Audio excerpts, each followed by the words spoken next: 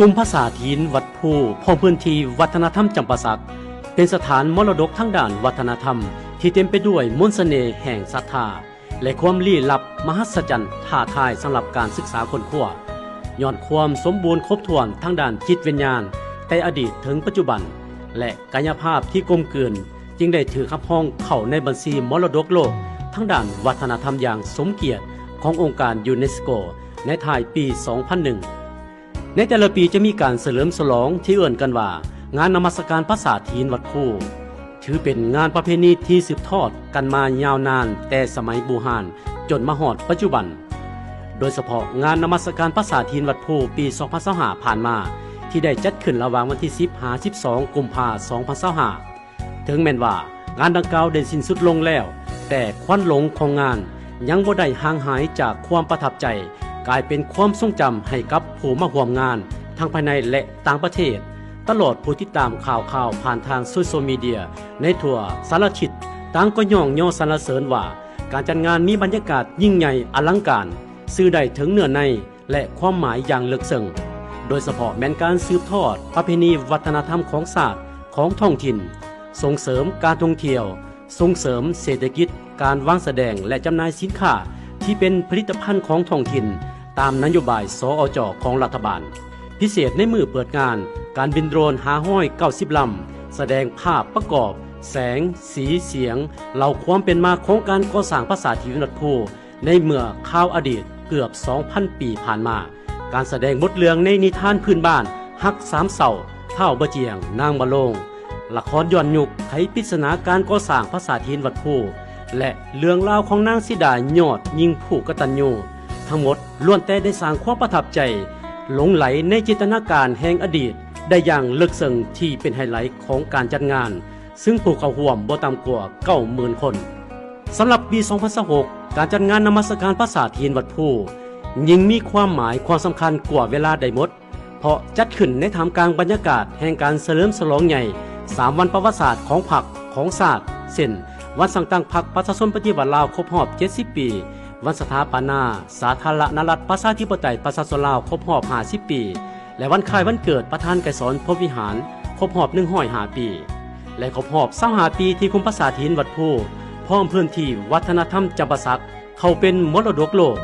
ผลสำเร็จของประชุมใหญ่ครั้งที่9ขององค์คณะพรรคแขวงจำปาสักที่หาก่อสำเร็จลงการเป็นเจ้าภาพงานมหกรรมกีฬาแห่งชาติครั้งที่ 13 ในปี 2028 และการก็เกี่ยมเลือกตั้งสมาชิกสภาแห่งชาติครั้งที่ 10 และเลือกตั้งสมาชิกสภาประชาชนแขวงครั้งที่ 5 ที่จะไขขึ้นในมมนี้บรรดาท่านจะได้พบกับความตื่นตาอีกครั้งกับการแสดงที่อลังการจากการบินโดรนจำนวน500 ลำการแสดงพลุไฟหลากสีแสดงนำพลุดนตรีชมละครย้อนยุคคู่ขนานตำนานหักส่วนนิรันดรท้าวข่าและนางสิดาการนมัสการก่อสร้างปราสาทหินวัดภูและบทสะท้อนความกตัญญูของนางสิดาผู้งดงามต่อบิดามารดาผู้บังเกิดเก่าและต่อบ้านเมืองจะมีการตื่นตาตื่นใจกว่าเก่าตลอดงานก็จะมีตลาดนัดวางแสดงและจำหน่ายสินค้าทั้งภายในและต่างประเทศตลาดย้อนยุคเมื่อข้าวอดีตของชาวจำปาสักมีการแข่งขันกีฬาประเภทต่างๆการแสดงศิลปะวรรณคดีปลัดตื้อลำเรื่องลำวงลาวมื้อสุดท้ายมีการตักบาตรถวายสังฆทานแด่พระสงฆ์จำนวนบ่ต่ำกว่า100 องค์และตอนค่ำมีการเวียนเทียนปล่อยโคมเพื่อบูชาพระศรีรัตนตรัยและสิ่งศักดิ์สิทธิ์ทั้งหลายทั้งปวงคาดว่าจะมีแขกเข้าร่วมทั้งภายในและต่างประเทศบ่ต่ำกว่า 100,000 คนอย่าลืมอย่าพลาดปีหนึ่งมีครั้งเดียวเท่านั้นขอเชิญญาติโอกาสเที่ยวส้มให้ได้ที่งานนมัสการภาษาถิ่นวัดภูจำปาสักตั้งแต่วันที่ 31 มังกร 2026 ถึงวันที่ 2 กุมภาพันธ์ 2026 ติดต่อสอบถามได้ที่เบอร์ 85620 999 20 111 85620 55532 069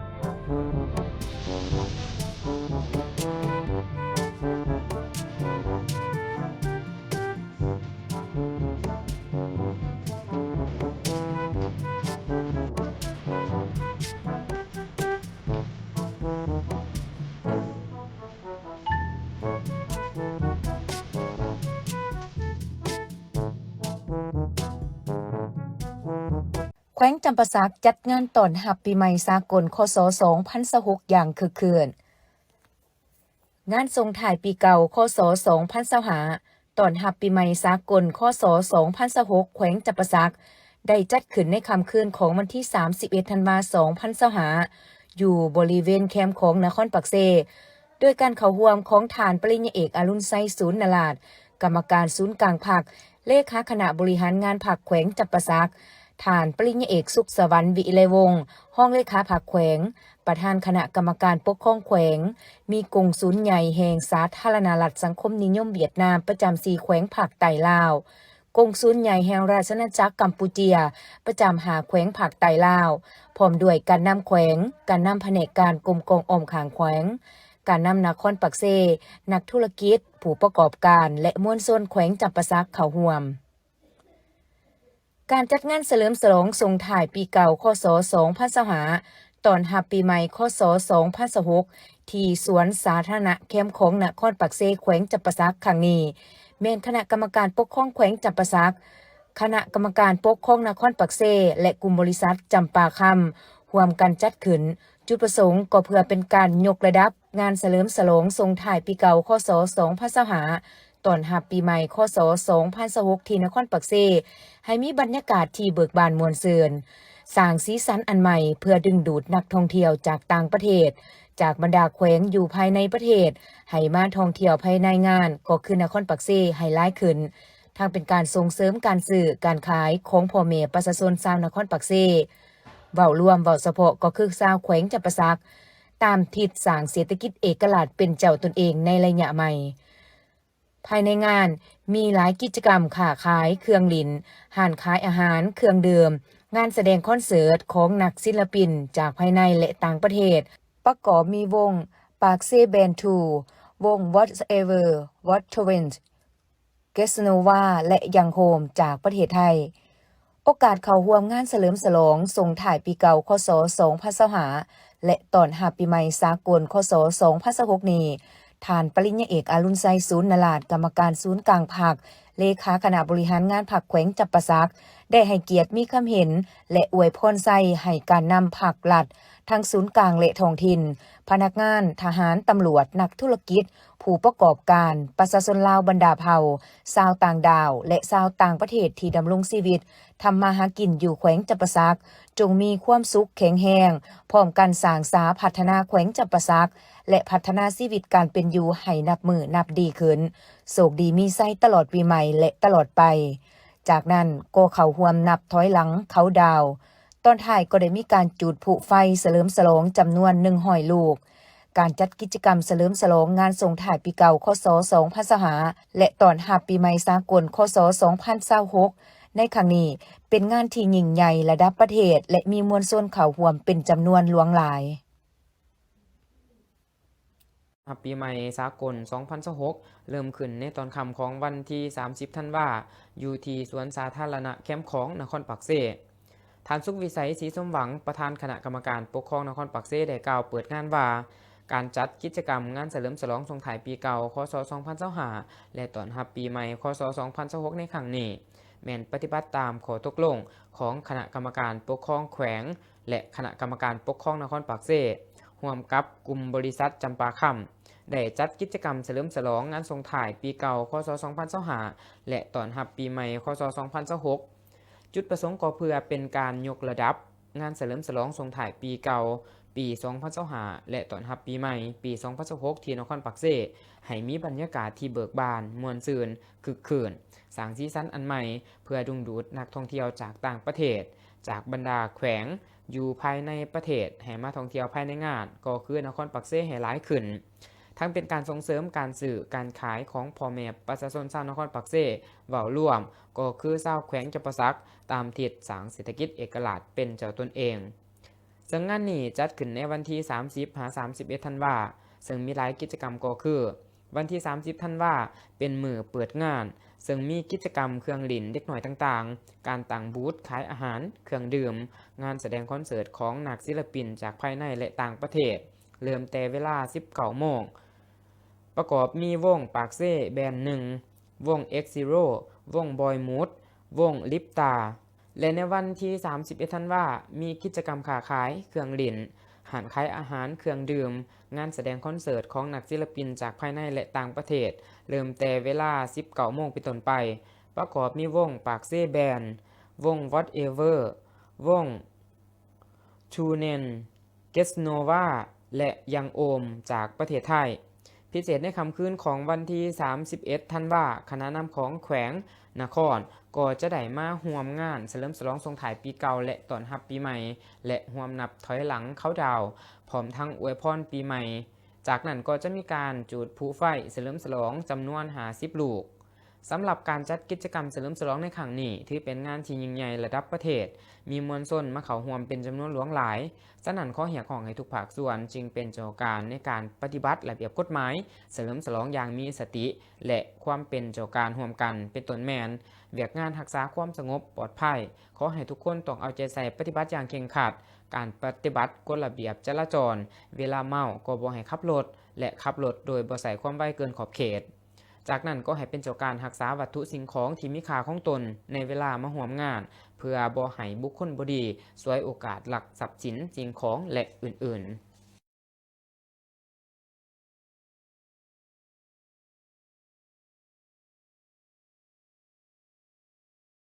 เมืองสุขุมาจัดงานบุญนมัสการพระธาตุสามปางพร้อมทั้งรับรองเป็นมรดกทางด้านวัฒนธรรมระดับท้องถิ่นวันที่1 มังกร 2026คณะพักคณะกรรมการปกครองเมืองสุขุมาแขวงแก่นประสาทร่วมกับคณะองค์การพุทธศาสนาสัมพันธ์ลาวเมืองคณะพักองค์การปกครองบ้านถาดสามปางบรรดาบ้านในทั่วเมืองได้จัดงานบุญนมัสการพระธาตุสามปางขึ้นอยู่บริเวณเดินพระธาตุสามปางบรรทัดสามปางเมืองสุขุมาโดยให้เกียรติเข้าร่วมของท่านบุญคงพันวงศาประธานกวดกาผักแขวงพระอาจารย์มหาสุวรรณจันทราชประธานองค์การพุทธศาสนาสัมพันธ์ลาวแขวงท่านนางวาสนาศิริมา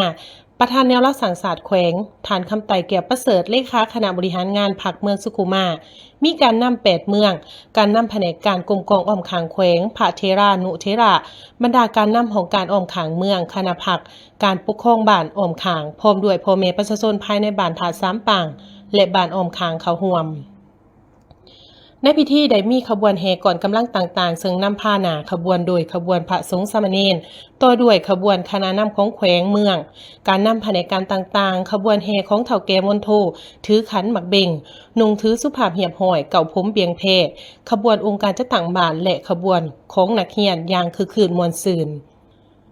จากนั้นทานพรพิรุณนรศิลป์ประธานคณะกรรมการปกครองเมืองสุขุมาได้ตั้งหน้าคณะรับผิดชอบจัดงานรายงานเกี่ยวกับความพร้อมในการจัดงานบุญนมัสการพระธาตุสามปางในปี 2026จุดประสงค์ก็เพื่อเป็นการอนุรักษ์รักษาสถานวัตถุโบราณที่เป็นมิ่งขวัญของชาวเมืองสุขุมาให้มีความยืนยงสืบทอดหอดหุ่นลูกหุ่นหลานทั้งเป็นการโฆษณาและประชาสัมพันธ์ให้พระธาตุสามปางเป็นที่หูจักของนักท่องเที่ยวทั้งภายในและต่างประเทศกลายเป็นแหล่งท่องเที่ยวทางประวัติศาสตร์เป็นบ่อนศึกษาค้นคว้าหำเฮียนทางประวัติศาสตร์ของผู้สกหูหำเฮียนเป็นสถานที่เพิ่งทางด้านจิตใจเป็นสถานที่เสริมสร้างพลังสามัคคีอันแน่นแฟ้นของพ่อแม่ประชาชนในโอกาสกล่าวเปิดงานทานคำไต่แก้วประเสริฐเลขาคณะบริหารงานพรรคเมืองสุขุมาก็มีความเห็นว่าการจัดงานนมัสการพระธาตุสามปางปี 2026 นี้ถือเป็นการสร้างขบวนการยิ่งใหญ่คำนับตอนหับกองประชุมใหญ่ครั้งที่ 12 ของศูนย์กลางพรรคบั้นเลือกตั้งสภาประชาชนแห่งชาติสุดที่ 10 และสภาประชาชนแขวงสุดที่ 5 ที่จะได้จัดขึ้นในม.นี้ทั้งเป็นการเฉลิมฉลองและชมเชยวันสำคัญต่างๆของศาสตร์ของพรรคบนจิตใจดึงดูดและสุขอยู่ส่งเสริมเวียกงานการท่องเที่ยวและส่งเสริมการอนุรักษ์รักษาศิลปะวัฒนธรรมฮิตของประเพณีอันดีงามของศาสตร์ของท้องถิ่นสุขอยู่ส่งเสริมขบวนการผลิตรับประกันด้านเสบียงอาหารการผลิตเป็นสินค้าอย่างแข็งแรงตามทิศสร้างเศรษฐกิจเอกลักษณ์เป็นเจ้าตนเองไปเคียงคู่กับการยกสูงสติศาสตร์เป็นเจ้าตนเองเพิงตนเองกลุ่มตนเองและสร้างความเข้มแข็งด้วยตนเองสร้างความมั่นคงและมีความรับประกันหอบด้านตามทิศที่ได้กำหนดไว้คือสร้างเมืองสุขุมาให้เป็นเมืองสงบสะอาดสีเขียวหากฐานการเมืองมีความหนักแน่นเศรษฐกิจมีความเข้มแข็งตามทิศเอกลักษณ์เป็นเจ้าตนเองชนบทได้รับการพัฒนาประชาชนอยู่ดีกินดีกวมส่วนหลาย นอกนี้การจัดงานนมัสการพระธาตุสามปางยังเป็นงานหนึ่งที่มีความสำคัญทั้งด้านจิตใจของปวงชนชาวบ้านผาสามปางก็คือประชาชนชาวเมืองสุขุมาเพราะว่าเมืองสุขุมาเป็นเมืองหนึ่งที่มีสถานบูชาด้านประวัติศาสตร์และวัฒนธรรมที่มีความสำคัญต่อขบวนการศึกษาเรียนรู้ของคนรุ่นหลังเพราะว่ามันเป็นสิ่งที่ยั่งยืนถึงประวัติศาสตร์และการเติบใหญ่ขยายตัวของสังคมในสมัยนั้นพระธาตุสามปางที่เป็นสถานบูชาเก่าแก่และเป็นแหล่งท่องเที่ยวทางด้านวัฒนธรรมแห่งหนึ่งแล้วเมืองสุขุมายังมีสถานบูชาอีกหลายแห่งดังคำโขงของเมืองที่ว่าสุขุมาเป็นเมืองอูเขาหล่นสางพระธาตุสามปางเส้นทางบูชาพระล้านจำปาทะลาสองสีป่าใหม่เขียวกะจีสีบาอีเกิงต่อมาทานอัมพลแสงพระจันทร์ห้องหัวหน้าแผนกวัฒนธรรมและการท่องเที่ยวแขวงก็ได้รายงานการกระเกียมความพร้อมในการประกาศพระธาตุสามปางเป็นมรดกทั้งด้านวัฒนธรรมระดับท้องถิ่นพร้อมทั้งผ่านข้อตกลงของคณะกรรมการปกครองแขวงว่าด้วยการรับห้องเอาพระธาตุสามปางเป็นมรดกทั้งด้านวัฒนธรรมระดับท้องถิ่นของแขวงแก่นประสักจากนั้นก็ได้มอบใบอย่างยืนรับห้องเอาพระธาตุสามปางเป็นมรดกทั้งด้านวัฒนธรรมระดับท้องถิ่นของแขวงแก่นประสักให้เกียรติมอบโดยทานบุญคงพันวงศาประธานกวดกาผักแขวงหับโดยทานพรพิรุณนรสินประธานคณะกรรมการปกครองเมืองสุขุมาหลังจากนี้ให้กลายเป็นมรดกระดับท้องถิ่นของแขวงแก่นประสักพร้อมนี้ทานบุญคงพันวงศาประธานกวดกาผักแขวงได้ตั้งหน้าให้องค์การปกครองแขวงแก่นประสักประกาศพระธาตุสามปางเป็นมรดกทั้งด้านวัฒนธรรมระดับท้องถิ่นอย่างเป็นทางการในพิธียังได้มีการแสดงศิลปะวรรณคดีจากน้องนักเรียนงานนมัสการพระธาตุสามปางปี 2026 จะดำเนินฮอดวันที่ 3 มังกรจึงจะสำเร็จภายในงานยังมีกิจกรรมแข่งขันกีฬาประเภทต่างๆและมีการครบงานตลอดแจ้งด้วยวงดนตรีคณะหมอลำเลืองอีกด้วย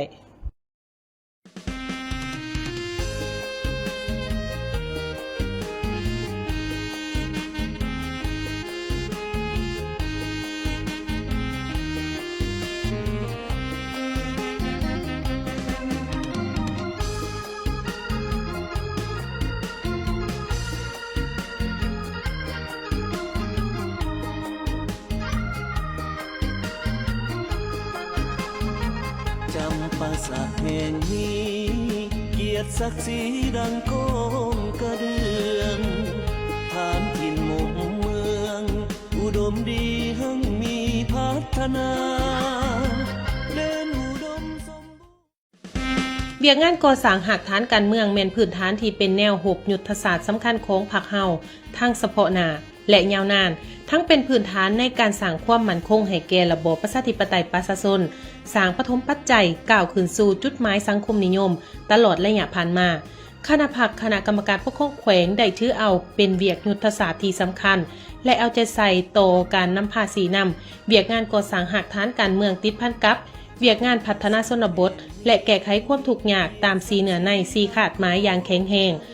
เป็นปกติต่อเนื่องและมีผลสำเร็จอย่างตั้งหน้าย่ำใดองค์คณะพรรคแขวงได้ถือเอาเวียกงานการเมืองแนวคิดเป็นกกเป็นเวียกสำคัญในการก่อสร้างพรรคก็คือเวียกงานก่อสร้างหากฐานการเมืองติดพันกับการพัฒนาชนบทหอบด้านและแก้ไขความทุกข์ยากอย่างแข็งแรงนำพาจัดตั้งเผยแผ่เสื่อมซึมบรรดามติคำสั่งต่างๆของศูนย์กลางพรรคขององค์คณะพรรคแขวงให้บรรดาเป้าหมายต่างๆอย่างเลิกซึ้งซุ้มใส่ปรับปรุงการจัดตั้งในระบบการเมืองอยู่ขันหากฐานสามารถปฏิบัติบทบาทเป็นแกนนำในระบบการเมืองไปเคียงคู่กับการปรับปรุงภาระบทบาทซับซ้อนจัดวางคณะพรรคขันต่างๆให้สอดคล้องกับสภาพความเป็นจริง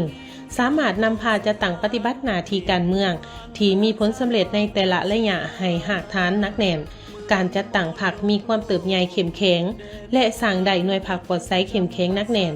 หากฐานมีความสงบนักแน่นสภาพการพัฒนาอยู่หากฐานมีทวงทาก้าวหน้า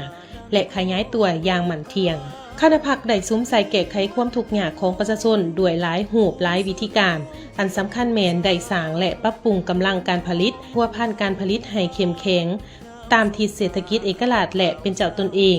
ปัจจุบันทั่วแขวงมีกลุ่มการผลิตทั้งหมด116กลุ่มมี89บ้านมีสมาชิก 2,926 ครอบครัวสหกรณ์การผลิต14สหกรณ์สมาชิก 2,045 คนสามารถผลิตเป็นสินค้ากลุ่มตนเอง188ผลิตภัณฑ์ เป็นสินค้าโอดอป150ผลิตภัณฑ์สร้างเป็นยี่ห้อสินค้าของตนเอง40ผลิตภัณฑ์และส่งออก18ผลิตภัณฑ์แขวงมีกองทุนพัฒนาบ้าน681กองทุนมีสมาชิก 700,000 กว่าคนมีทุน90ตื้อกว่ากีบเพิ่มขึ้น 8.88 ส่วนหอยกองทุนสหกรณ์สินเชื่อเงินฝากประหยัดสสงมี8แห่งก่อสร้างและปรับปรุงพื้นฐานโครงหลังโดยเฉพาะการก่อสร้างเส้นทางเพื่อเชื่อมต่อระหว่างแขวงกับเมืองหาบ้านและหาเขตจุดซุ้มพัฒนาพิเศษได้ซุ้มใส่แก้ไขบ้านที่บ่ทันผลถูกตามมาตรฐานดำรัส348ทับนอย่อที่ยังข้าง6บาทได้มีทางเที่ยวได้2ฤดูสำเร็จ1หอยส่วนหอยสิ่งที่โดดเด่นและน่าชื่นชมที่สุดแม้นประชาชนบรรดาเผ่ามีความตื่นตัวและสละทื่นฮ้อนอย่างหลวงหลายทั้งประกอบส่วนเหือแห้งเขาในการก่อสร้างเส้นทางและขัวเส้นทาง366.97 กิโลเมตรขัว295 เมตรเป็นมูลค่าทั้งหมด79ตึกกว่ากีบเด่นกว่าหมู่แม้นการก่อสร้างทางเบตงระหว่างบ้านต่อบ้านมีความยาว 78.67 กิโลเมตรมูลค่า60ตึกกว่ากีบและขัวเบตงยาว195 เมตรมูลค่า9ตึกกว่ากีบได้เอาใจใส่ปรับปรุงคุณภาพการศึกษาตาม3ลักษณะหาหลักมูลติดพันกับการแก้ไขปัญหาการปะละการเรียนขาดครูสอนส่งเสริมวิชาชีพและเวียกงานกีฬาอย่างเป็นขบวนกว้างขวางในนั้นได้เป็นเจ้าการสมทบกับกระทรวงศึกษาธิการและกีฬาในการแก้ไขครูอาสาสมัครที่ยังข้าง91คนได้สำเร็จ1หอยส่วนหอยด้านสาธารณสุขได้เอาใจใส่ส่งเสริมการพยาธิการปิ่นปัวสุขภาพและปรับปรุงการบริการให้มีคุณภาพดีขึ้นสามารถปฏิบัติขาดหมายบรรลุผลสำเร็จ1หอยส่วนหอย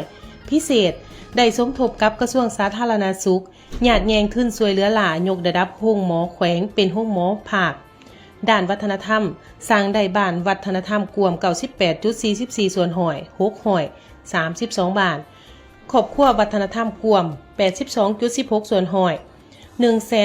111,882 ครอบครัวด้านการท่องเที่ยวได้ซุ้มใส่ปรับปรุงพื้นฐานโครงหลังคุณภาพของการบริการและสุขอยู่การมีส่วนร่วมพัฒนาของชุมชนสามารถดึงดูดนักท่องเที่ยวได้ 1,750,570 เถื่อคนลื่นแผน 50.56 ส่วนหอย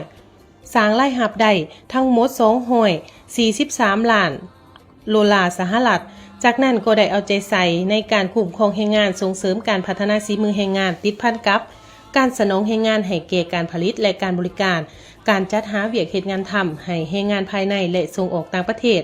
ได้ดีพอสมควรแนวทางป้องกันศาสตร์ป้องกันความสงบทั่วปวงชนหอบด่านของพรรคได้รับการจัดตั้งปฏิบัติอย่างต่อเนื่องในนั้นได้หันเอากำลังลงก่อสร้างหักฐานการเมืองตามสายต่างทั้งหมด 1,000 สหายนำพาปรับปรุงกำลังกองร้อนปกสบ้านสร้างและปรับปรุงทาสนามสงคราม3คันสามารถสร้างได้บ้านป้อมมัน3หอย1บ้านกลุ่มบ้านสู่หบติดเรียน1หอย25กลุ่มบ้านป้องกันศาสตร์เข้มแข็งหาหอย87บ้านกวมเอา 91.43 ส่วนหอย